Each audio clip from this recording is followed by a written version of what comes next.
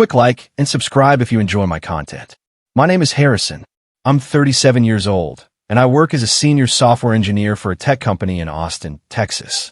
I spend my days writing code, debugging systems, and anticipating problems before they crash the entire platform.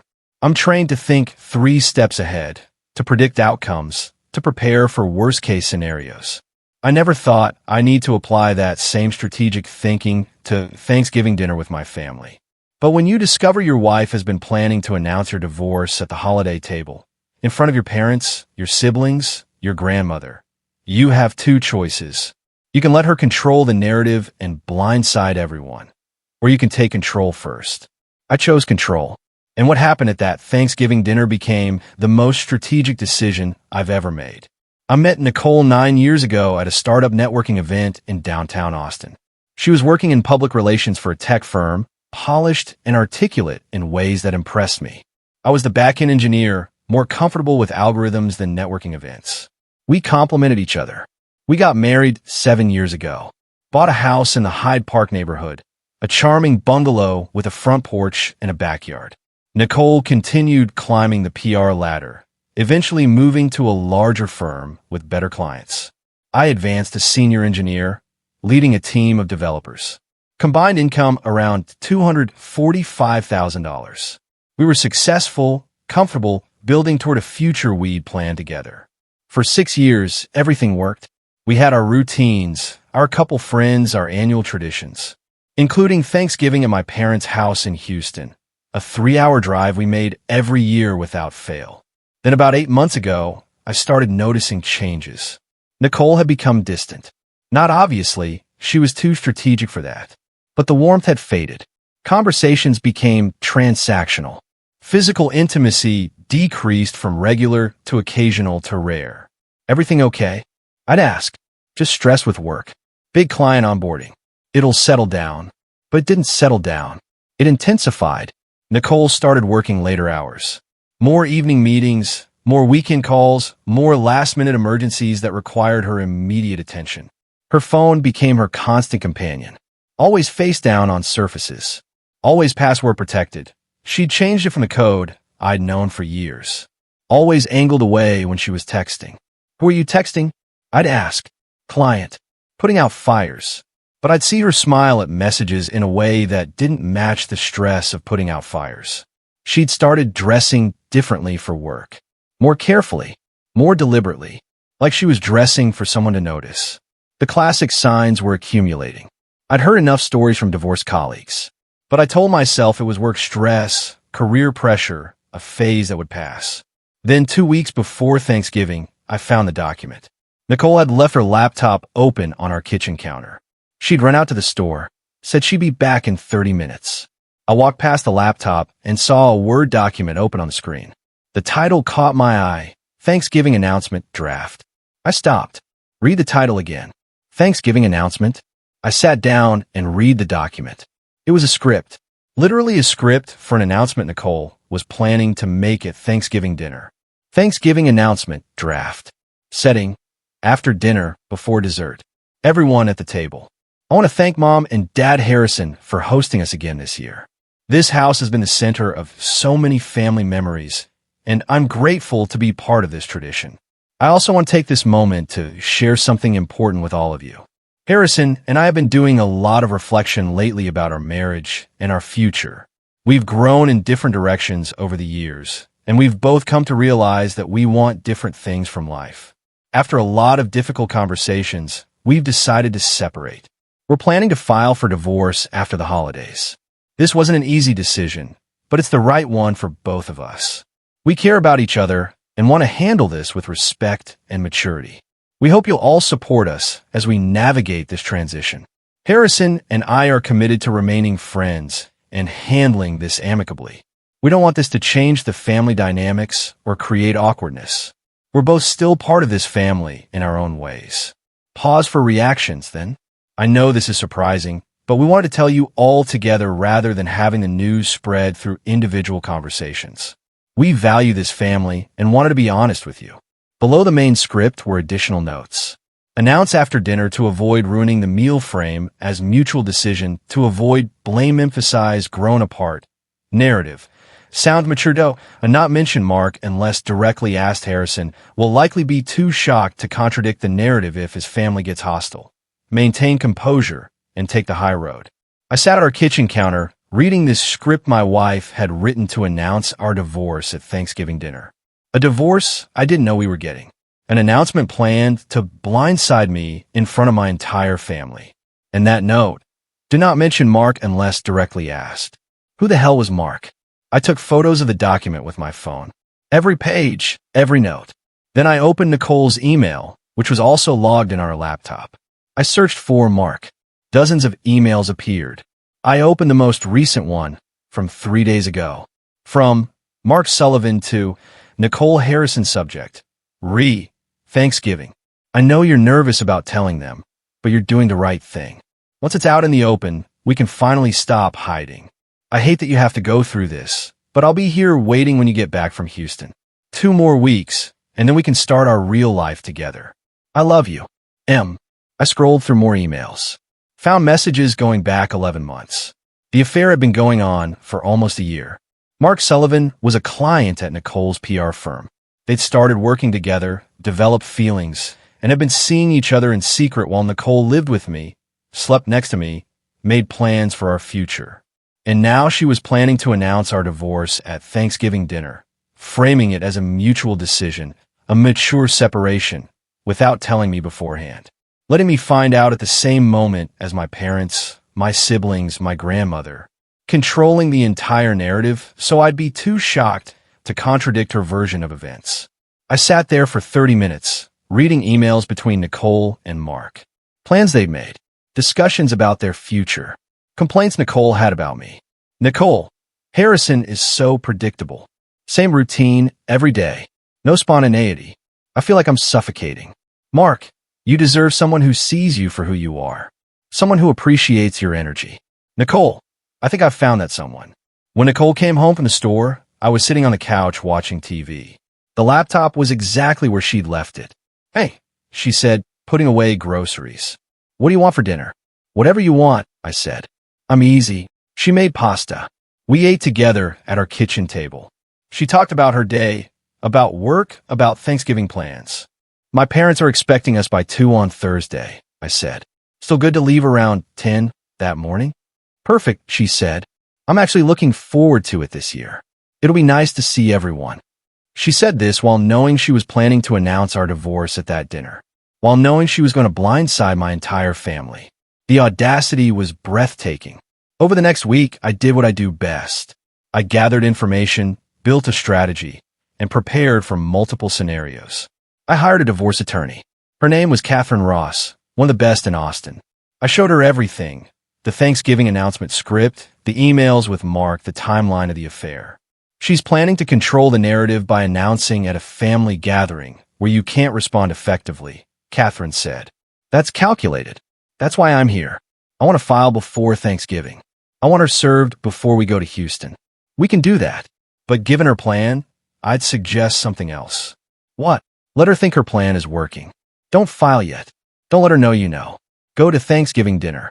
But you control the announcement, not her. You want me to announce the divorce? I want you to announce the affair. With evidence.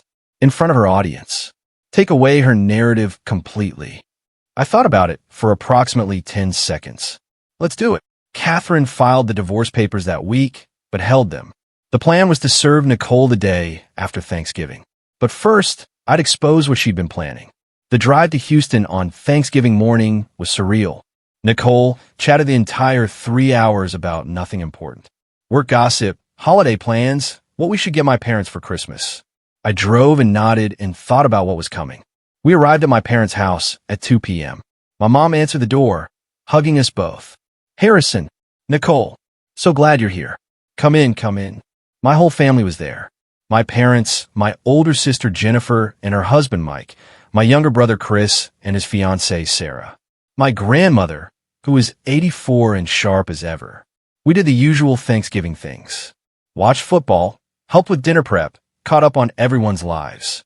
Nicole was charming, engaging, She helped my mom in the kitchen, complimented my sister's new haircut, asked my brother about his job. She was performing, building goodwill before she dropped her bomb. I watched her work the room and marveled at how good she was at this. At pretending, at strategizing. But I'd spent a week preparing my own strategy. Dinner was at 5 p.m. Turkey, stuffing, all the traditional dishes my mom had been making for decades. We sat around the extended table in my parents' dining room. All 9 of us, passing dishes and sharing stories. It was perfect. Norman Rockwell perfect. I knew Nicole's plan. She'd wait until after dinner, before dessert, to make her announcement.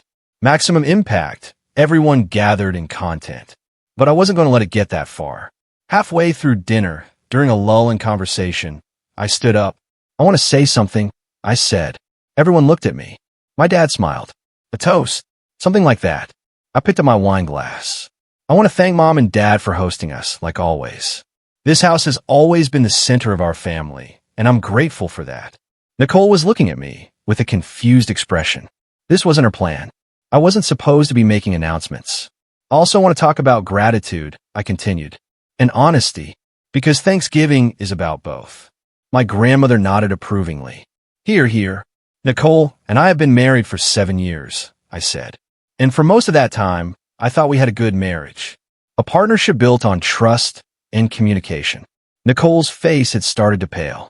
But over the past year, I've learned something important.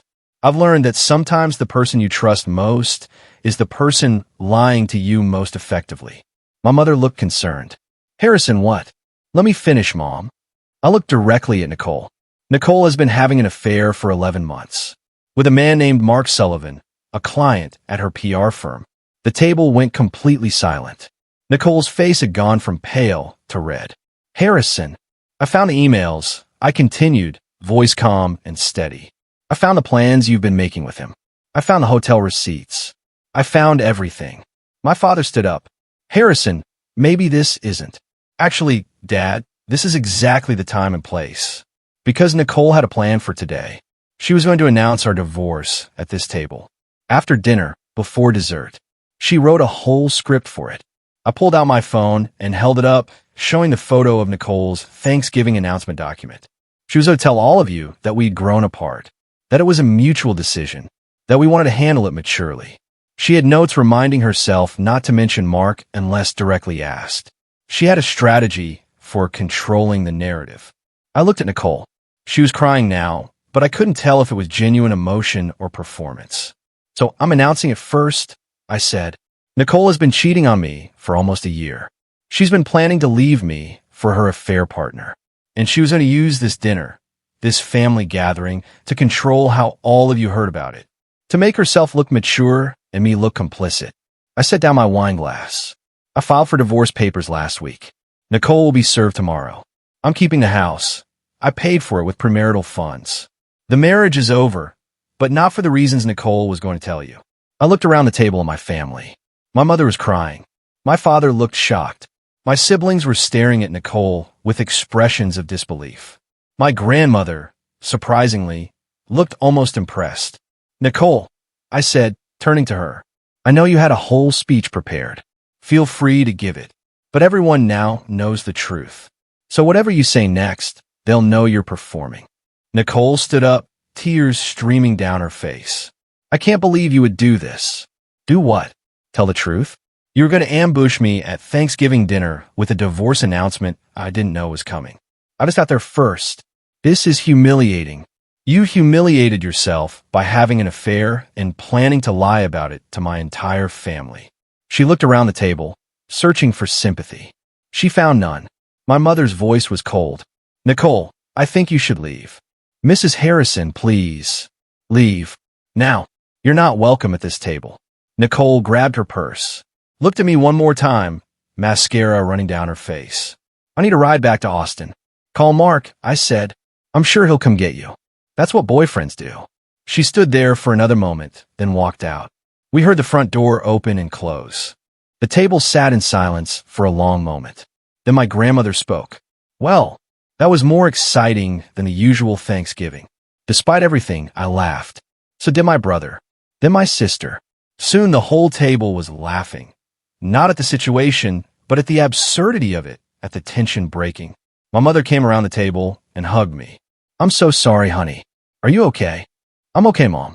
Better than okay. Actually, I've known for 2 weeks. I've been preparing." This didn't blindside me the way she hoped it would. My father shook his head. She was really planning to announce it at dinner? I showed them all the document on my phone. The script, the notes, the strategy. My sister read it and looked disgusted. "This is sociopathic." She had notes about how you'd be too shocked to contradict her. That was the plan. Control the narrative before I could respond. "Instead, you controlled it," my grandmother said. "Smart boy." We sat back down. Someone suggested we continue eating. The food was getting cold. So we did. It was the strangest Thanksgiving dinner I'd ever had, but also somehow the most honest. My family asked questions. I answered them. Showed them some of the emails between Nicole and Mark. Nothing too explicit, just enough to prove the affair was real and long-term. "How long have you known?" my brother asked. 2 weeks. Found her laptop open with the Thanksgiving announcement script on the screen. "And you didn't confront her?" "I talked to a divorce attorney instead. Built a strategy. Waited for the moment that would have maximum impact." My father nodded slowly. "You let her think she had the element of surprise. And then I took it away. She wanted to control how you all heard about our divorce. She wanted to frame herself as the mature one, making a difficult but necessary decision. I made sure you knew the real story before she could spin it." "That's strategic," my sister said. "That's what software engineers do. We think through the problem, anticipate the outcomes, and code for the optimal solution." After dinner, we had pie. We watched a movie. We talked about normal things. My brother's upcoming wedding, my sister's kids, my parents' plans to remodel their kitchen. It was surprisingly normal, considering I'd just announced my divorce and my wife's affair to my entire family, and then kicked her out of Thanksgiving dinner. Around 9 p.m., I got a text from Nicole. She'd apparently called Mark, who'd driven 3 hours from Austin to Houston to pick her up. "I can't believe you did that to me. In front of your family. That was cruel." I showed the text to my attorney, Catherine, who I'd been keeping updated throughout the day. She responded immediately. "Perfect. She's admitting she's upset you exposed her plan. Save that text. It helps establish that she was intending to control the narrative." I didn't respond to Nicole. There was nothing to say. I stayed in Houston through the weekend. Spent time with my family. They were supportive, angry on my behalf, and genuinely relieved I'd found out before Nicole could manipulate the situation. "She would have made you look like you agreed to the divorce," my mom said. "Like it was mutual. We would have thought you were fine with it." That was exactly her plan. I'm glad you caught her. I drove back to Austin on Sunday. Nicole had cleared out most of her belongings from the house. Mark must have helped her. I was glad. It made everything easier. She was served with divorce papers on Monday morning at her office. Her attorney called Catherine within hours. "My client is extremely distressed by the public humiliation your client subjected her to on Thanksgiving." Catherine's response was ice cold. "Your client planned to ambush my client with a divorce announcement at a family dinner without warning him first. She wrote a script designed to control the narrative and prevent him from responding effectively. My client simply told the truth before she could lie. If she's humiliated, it's because her own deception was exposed." Nicole's attorney tried to argue for a 50-50 split of all assets, including the house. Catherine presented evidence that I'd bought the house with $80,000 from a premarital inheritance and had paid 75% of the mortgage over 7 years. Nicole's claim was weak. Nicole's attorney tried to argue for spousal support. Catherine presented the affair evidence. 11 months of documented infidelity. Hotel receipts showing Nicole had spent marital funds on the affair. Text messages where Nicole complained about me to Mark while still accepting my financial support. Your client conducted an extended affair while living off community resources, Catherine told Nicole's attorney. She planned to control the divorce narrative by announcing it publicly before informing her spouse. These are not the actions of someone entitled to support.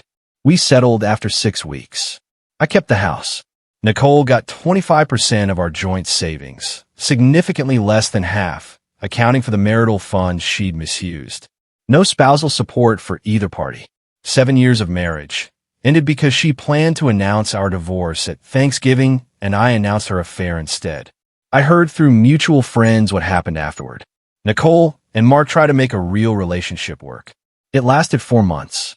Turns out when a relationship starts as an affair, built on secret meetings and the thrill of deception, it doesn't translate well to mundane reality. Mark apparently got tired of being with someone whose entire social circle knew she'd had an affair. Nicole apparently discovered Mark wasn't as exciting when he was just her regular boyfriend instead of her forbidden secret. They broke up in March. Nicole moved into an apartment alone, lost several clients at her firm. Word had spread about the Thanksgiving incident and her professional reputation suffered. She tried to reach out about 8 months after the divorce finalized. A long email about how I'd ruined her life, destroyed her reputation, made it impossible for her to move on. I forwarded it to Catherine with a note, "For the record." Then I deleted it. Because the truth was simple. Nicole had made every choice that led to that Thanksgiving dinner. The affair, the lies, the plan to ambush me in front of my family, the script designed to control the narrative. I just controlled it first. I kept the house in Hyde Park, kept my job, spent Thanksgiving with my family the next year and every year since. My family never forgot what happened. They refer to it as the Thanksgiving Nicole left. My grandmother occasionally brings it up at dinners, still impressed that I'd outmaneuvered Nicole so completely. "You let her think she had the upper hand," she said once. "Then you took it away at the exact moment it mattered most. That's how you win." About a year after the divorce, I started dating again. Met someone named Rachel at a tech conference. She was a product manager, straightforward and honest. On our 3rd date, she asked about my divorce. My ex-wife planned to announce our divorce at Thanksgiving dinner without telling me first. So I announced her affair instead and left. Rachel's eyes widened. "You announced it at Thanksgiving? In front of your family?" "In front of my family, yes." Because that was her plan, to use my family as her audience to control the narrative. I just told them the truth before she could spin it. That's either ruthless or brilliant. It was necessary. She was going to make me look complicit in a divorce I didn't know was happening. She was going to frame herself as mature and reasonable while hiding an 11-month affair. I made sure everyone knew the real story. How did it feel? Terrifying in the moment, satisfying afterward, and absolutely the right strategic move. We've been together for over a year now. Rachel has never hidden anything, never tried to control narratives, never written secret scripts for announcements. Just honesty, direct communication, the kind of partnership that doesn't require strategic planning to survive. She planned to announce our divorce at Thanksgiving. I announced her affair first, then left. And in doing that, I took away every ounce of control she thought she had. Some people said I was wrong, that I should have confronted her privately, that humiliating her at Thanksgiving was excessive. But those people weren't the ones who'd found the script, who'd read the notes about how I'd be too shocked to contradict the narrative, who'd seen 11 months of affair emails while she smiled at me across the dinner table. She'd planned to weaponize my family against me by controlling what they heard and when they heard it. I weaponized the truth instead. And the truth, delivered at exactly the right moment, is the most powerful weapon there is.